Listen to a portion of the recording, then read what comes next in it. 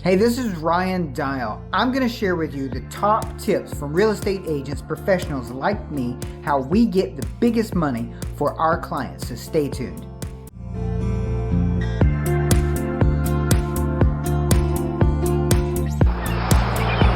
In the Moncks corner, but you know, this is kind of my conclusion, my assessment. It's whole time. We're closing on this beautiful property. The real estate market is popping right now. We're going to show a house. Welcome back. Thanks for hanging in there. Again, I'm Ryan Dial. I'm going to give you 5 big tips from professionals like me, how we get the most bang for our buck every time for our clients.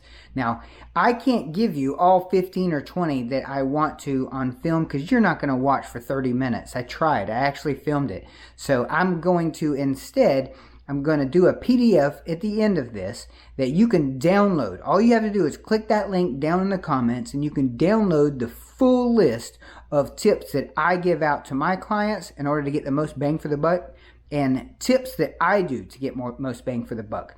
So let's get to the top 5 right now.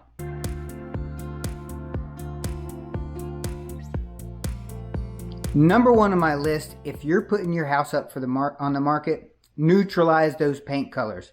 I love a lot of color too, but those strong blues, greens, yellows, and reds aren't going to do it for everybody. In fact, their furniture probably isn't going to match, so they're already thinking about having to replace their favorite furniture. But when they come into your house and they see that, they know it's not going to work, and it instantly means that they're going to have to work, and a lot of people's not looking to do that. So if you have the time and you got the money, go ahead and repaint. That's money that's going to be back in your pocket before you know it. What I'm talking about is your light grays, light beiges, and whites. Those are your neutral colors. Those are the most popular, and studies show that they get you the most money for your houses.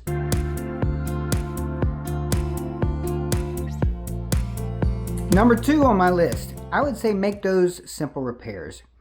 I'm talking about when you walk up to the house, act like a buyer, walk up to the house. And if you're seeing the address sign flipped over, or the mailbox is messed up, or the doorbell isn't working, or the paint is chipping off of the front door, go ahead and fix that kind of stuff. Because if right up front, if they are seeing deferred maintenance, they're going to start looking at everything with a magnifying glass, wondering, why are you selling?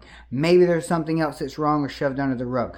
Fix those small things so that they can start oohing and ahhing over the house and what's great about it, instead of nitpicking it to death.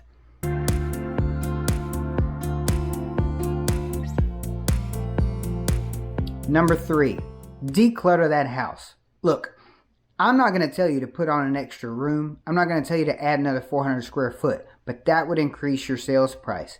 The other way that you can do that is to declutter the house. Remove all that furniture that you don't need, the boxes on the corners and stuff.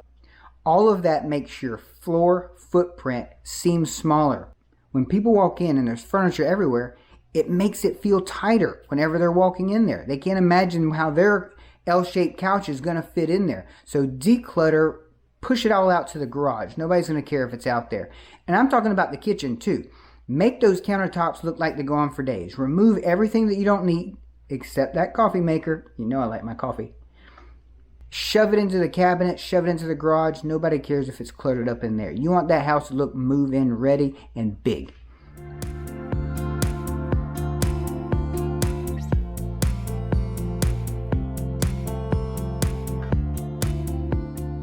Get professional photography. I can't say this enough. No more cell phone pictures unless it's like the brand new iPhone that does some fantastic bracketed photos. But otherwise, get professional photography. It shows. Studies show that homes that sell with professional photography sell 32% faster and for more money. So it's going to be an investment that comes back and pays you in spades.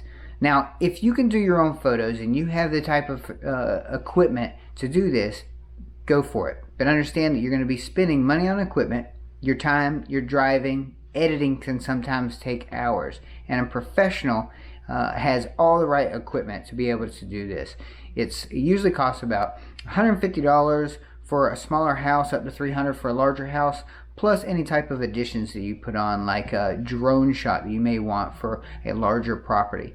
This will pay you back, and if you're really good at photos, do them yourself, but if you're not, I'd go ahead and hire a professional to do it. Professional photographers are not just using a simple camera set on an auto setting. They're a lot of times doing HD photos, and this is done by setting up a bracketed shot, which is usually 3 to 9 shots taken at different exposures. In the end, they shove it into a program that merges all the photos together, giving some of the best underexposed and overexposed all into one, resulting in a fantastic, crisp, clean, fresh looking HD shot that you see online. So if you want to get the most bang for your buck, make sure you get a professional photographer or a realtor that knows how to do it.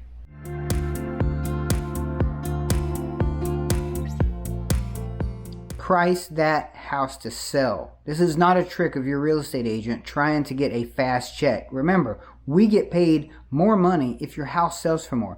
But we also know from selling hundreds of houses in our experience that if you ask too much to begin with, it's very possible that you'll end up with less money than what you could have had it been priced correctly. That old adage, you can roll a ball downhill, but you can't easier than you can back up.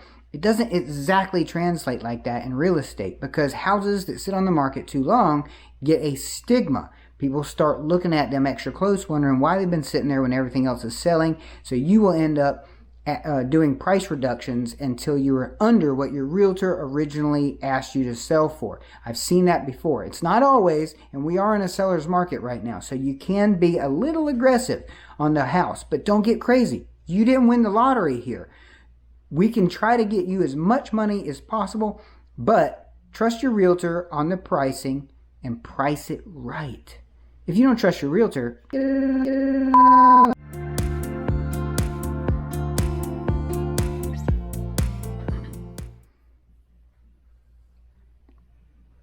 No. My cat. No.